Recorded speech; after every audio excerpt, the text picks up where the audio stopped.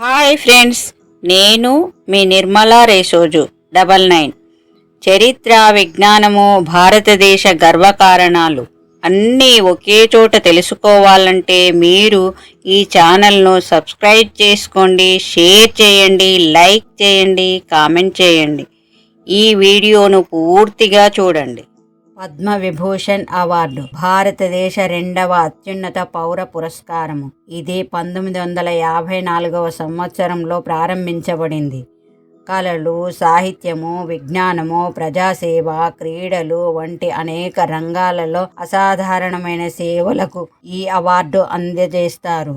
ఈ అవార్డును భారత రాష్ట్రపతి గారు అందజేస్తారు.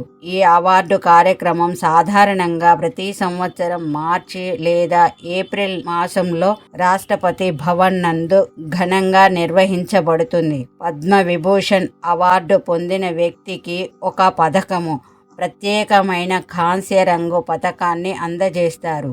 దీనిపై పద్మ ఆకారము, పద్మవిభూషణ్ అనే అక్షరాలు ఉంటాయి.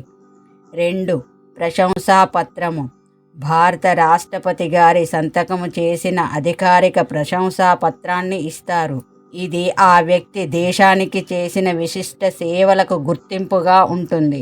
చిన్న ప్రతిరూప పథకము. కార్యక్రమాలు లేదా జాతీయ వేడుకల్లో ధరించేందుకు చిన్న మెడల్ ప్రతిరూపాన్ని కూడా ఇస్తారు.